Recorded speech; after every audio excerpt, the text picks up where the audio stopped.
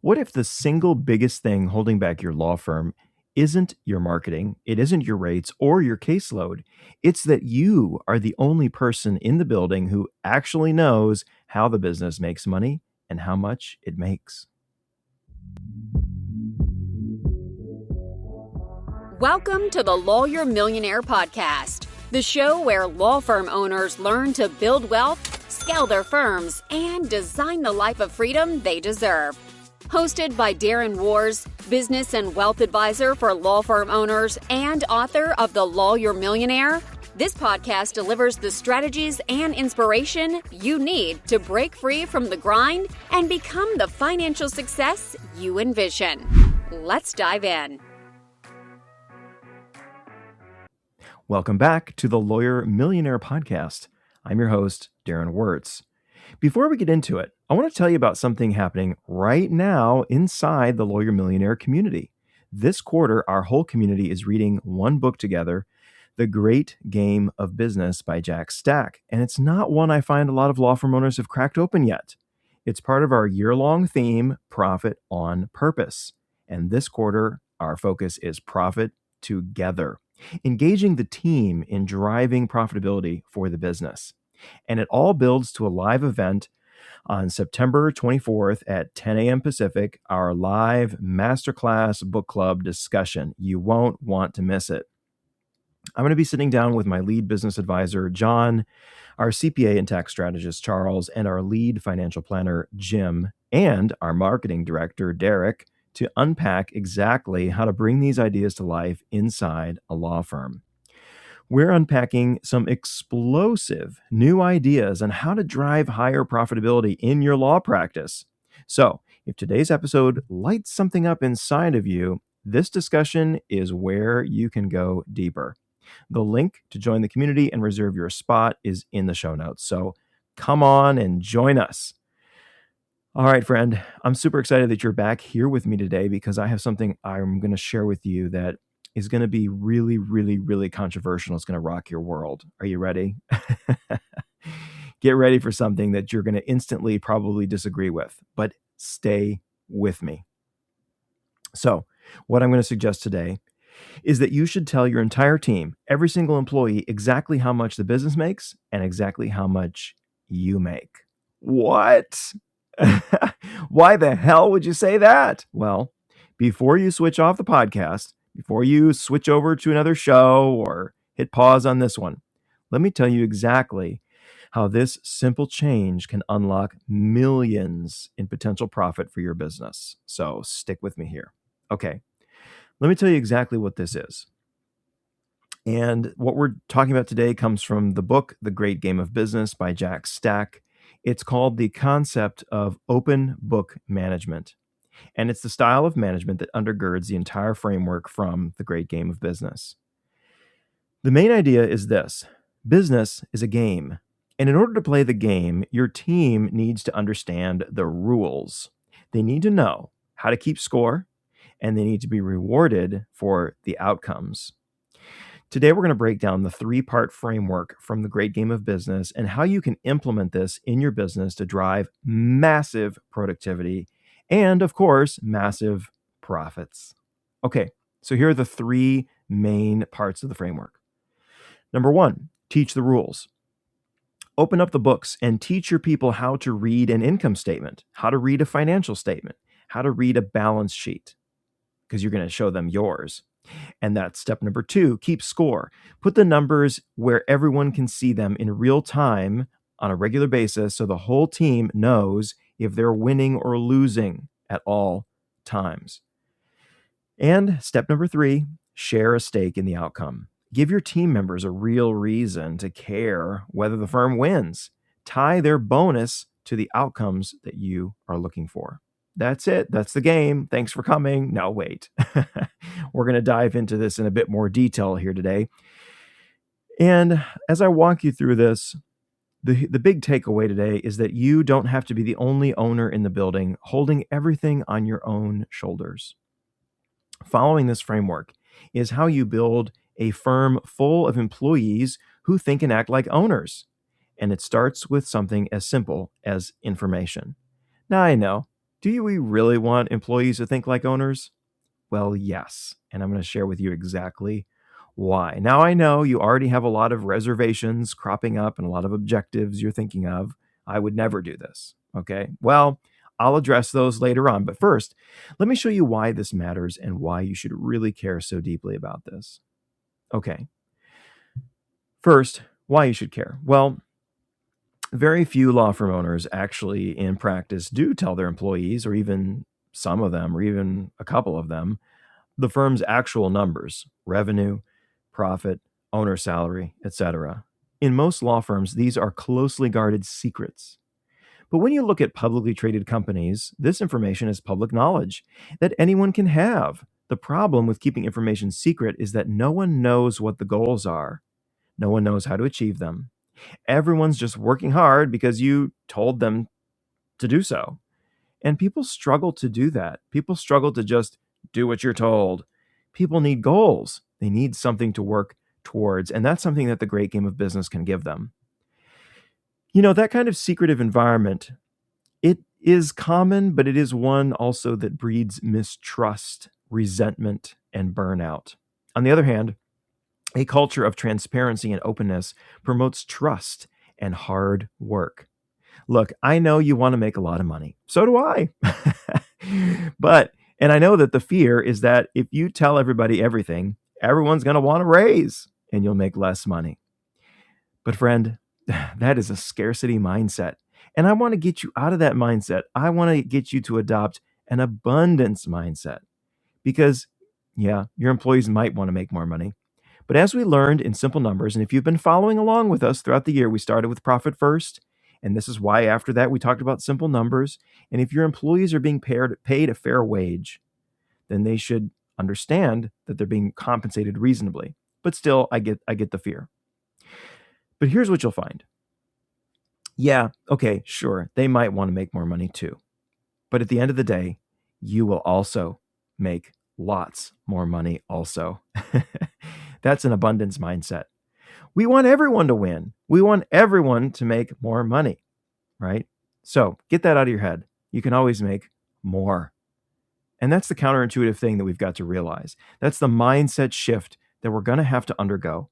Opening up the books and being financially transparent with the team doesn't put your income at risk. It actually is the biggest unlock to massive profitability if you haven't yet done it. But it's more than just that. It's about how you do it. It's about how you use the concept of transparency and open book management to motivate and reward your team and create a team and a culture of productivity and profitability. By the way, if you've been struggling to find quality, productive employees, as I know many of you have, and so I know if you've been trying to hire somebody or you've been through a few hires and you just keep bringing somebody on and having to replace them, that's a lot of people right now. That's a lot of law firm owners. Well, I have some news for you that might be hard to hear. It might not be a problem with finding the right person. It might potentially be a problem with your culture. And the great game of business and open book management might be the solution to fixing that culture. So let me tell you a story. It's 1983. A company called Springfield Remanufacturing, SRC, is a division that's about to be shut down. Jack Stack and 12 colleagues scrape together everything they have and they buy it. The debt to equity ratio on that deal was 89 to 1, $89 of debt to every $1 of equity. Oh boy, the bank was not happy with the loan officer that approved that. And here's the kicker. None of them had real business experience. They weren't MBAs. They weren't from Harvard. They were factory people who suddenly owned a factory, and their whole motivation was simply this. They wanted to save 119 jobs. So Jack and his colleagues made a decision that sounded absolutely nuts, out of this world crazy at the time. He decided everyone needed to understand the business, not just managers, everyone, even the person cleaning the bathrooms. He taught them how to read the financials. He put the numbers up where everyone could see them, and he gave them a stake in the outcome. He ran the whole thing like a game that people could learn to win. And here's what happened. And he was, used the concept of financial transparency. Everyone knew exactly how much money the business was generating, etc. So here's what happened. Between 1983 and 1992, SRC's revenue grew from $16 million to $83 million. Wow. The value of the company went from only $100,000, it was only worth $100,000 at the time, to $25 million. And the stock went from 10 cents a share to eventually hundreds of dollars a share. The hourly workers who stuck around watched their retirement holdings grow into the hundreds of thousands of dollars. Jack Stack didn't find better people. He took the people he already had and he taught them to think like owners. Now, let me share with you how powerful it is when your employees really think like owners. In 1989, the company had missed its bonus targets for 3 straight quarters.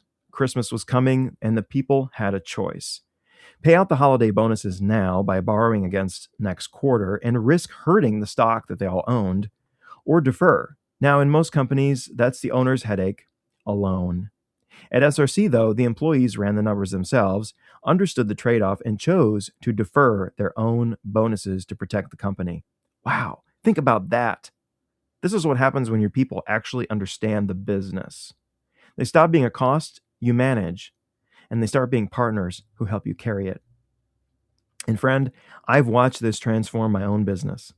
The wonderful, powerful thing is that you go from one owner making decisions in a vacuum, or maybe in a vacuum with ChatGPT or something, to an owner making a decision with a team. The team helping you make decisions for the health of the business, helping to protect your own profitability. When you as the owner have to justify your decisions to the team because they impact the financials, the profitability of the business, and everyone's livelihood, you will make better decisions. You'll be a lot less prone to give in to that salesperson who tries to convince you to buy the fancy new marketing package. You'll be a lot more cautious about how you approach that new software subscription when you have to justify it to the team. And guess what? That's all for your own benefit. Because at the end of the day, you're the one taking home most of the profit after you pay taxes. Having a team provides accountability. And I know accountability can be scary, but actually, it can be amazing. When you realize that your team is trying to help protect the profitability of the business that you own, not just for themselves, but also for you, that $20,000 that you would have wasted on X, Y, and Z is now $20,000 minus taxes that goes back into your employees' pockets, but also back into your own pocket. Protecting profitability helps everyone. When your employees think like owners and are driven by profitability, they're also going to come up with solutions to problems on their own. They'll understand that the inefficiencies of the business have a direct impact on profitability, and they will see those inefficiencies early because they're close to the action. They are on the floor, on the field, doing the work. They're the players in the game. They see the ways that your business could improve. If your employees don't care about profitability or the efficiency of the business, they're not going to be motivated to find and fix those problems. And we've all seen businesses and employees that are like this. When you bring your whole team into the conversation, they're going to bring those problems to you, and they're also going to bring you solutions that you may never have thought of. That's the power of open book management. Okay, so the specifics. How exactly do you implement this? Well, step number 1, you're going to teach the rules. Numbers are the language of business. You can't understand the business, let alone play the game, if you don't speak the language. Most of your team has never seen a P&L. They don't understand the difference between what you bill and what you keep, or why a huge revenue month can still leave you tight on cash. Take your associate who just agrees to write off a few hours to keep a client happy. In her mind, she's being generous, but in reality, she's giving away the firm's inventory. She has no idea because nobody ever showed her what an hour is worth and how it impacts the firm's bottom line. Stack's Fix isn't an MBA, of course. It's simply to take a handful of numbers that actually matter and make them simple and visible.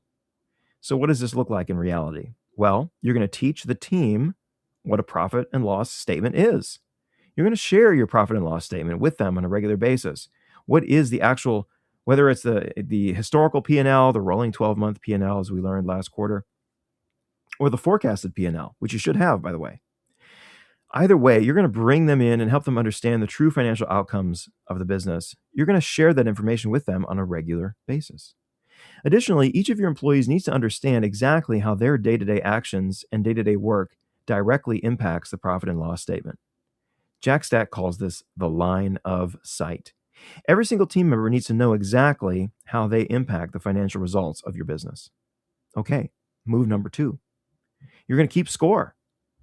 Keep score, the critical numbers and the huddle. This is the most useful idea in the book for firm owners. Every business has one number that matters more than all the others. And here's the test. What's the one thing that would keep you awake at night during a recession? What single weakness could sink your ship? That is your critical number. For your firm, it might simply be profit, or it might be realization rate, the gap between what you bill and what you collect. It might be labor efficiency ratio, which we talked about previously.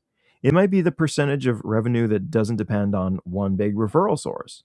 There's no one answer, but there is an answer for your firm. At SRC Holdings, their most critical number was simply cash on hand starting out. And here's why. Because they knew that if they ran out of cash, the bank would call their loan and they would be done.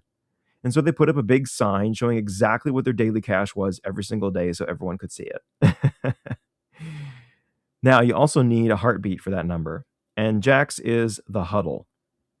At SRC, every Wednesday at 9 a.m., the whole company would gather. Every team would report its numbers. They would compare it to the plan, celebrate the wins, and everyone would go back to working knowing the score. It doesn't have to be fancy. A whiteboard, 10 minutes a day, 10 to 15 minutes on a Monday or Tuesday or Wednesday, whatever. A business should run like an aquarium where everyone can see what's going on.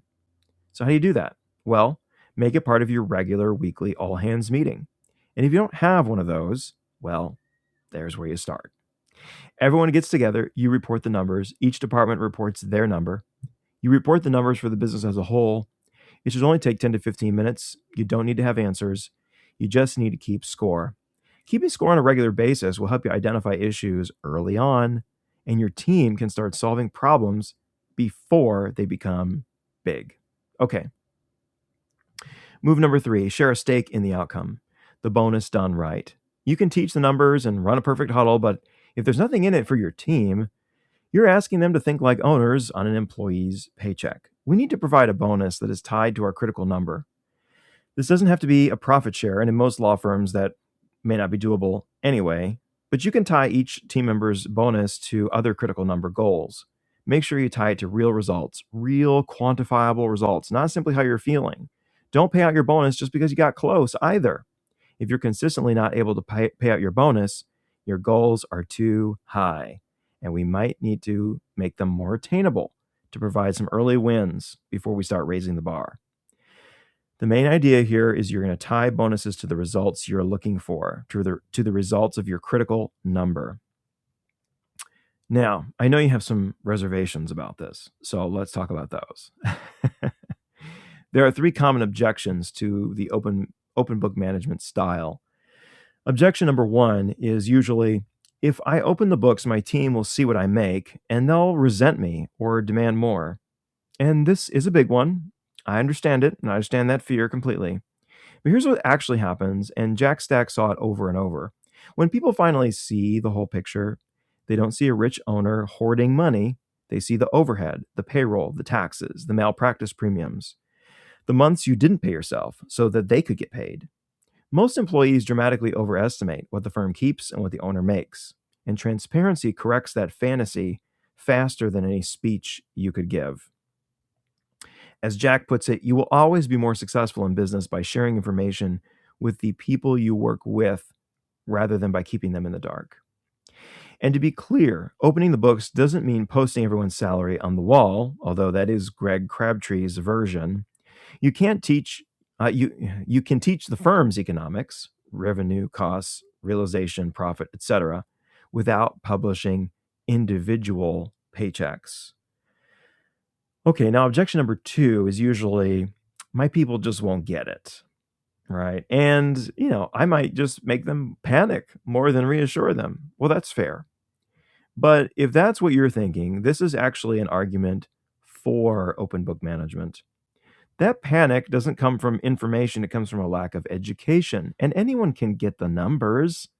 Stack's entire method is to educate. Take a handful of numbers, explain what they mean, show the people how they work and how their work moves those numbers. And, if you have a bad month, guess what? Your team already knows it. They hear the tension in your voice.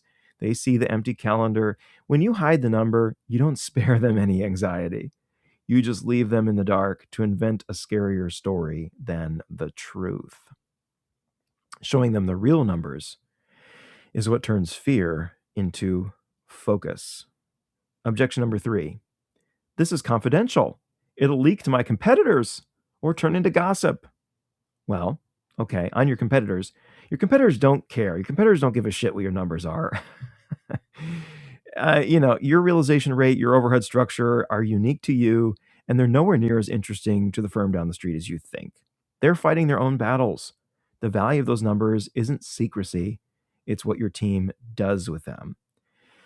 Second, on gossip, well, actually, transparency kills gossip. Gossip thrives on mystery and secrecy. When people don't know how the firm is actually doing, they make things up. And the made-up version is usually more dramatic than reality. So, notice what all 3 objections have in common. Every one of them is really a bet that your people can't handle the truth. They can. So let's make this really, really simple, because I don't want this to be another episode you nod along with and then forget. If you do only one thing this week, it's this: identify your critical number. Sit down and answer Stack's question and think about it. What's the single biggest vulnerability that could hurt your firm? Or what's the biggest thing you need to know at all times, or the biggest goal you have? Write that number down and measure it. And do not ever make it revenue. If there's one theme from this year, revenue is not our target. It's profit, if anything, right? Then, when you're ready, share that number with the team and explain how their work moves it and how they will get rewarded by helping to move it. Now, I love this so much because I've actually executed this in my own business, and I've seen how empowering it is for your employees. I've also seen the benefits of that accountability in helping control costs and in helping your employees bring you ideas on how you can improve the business.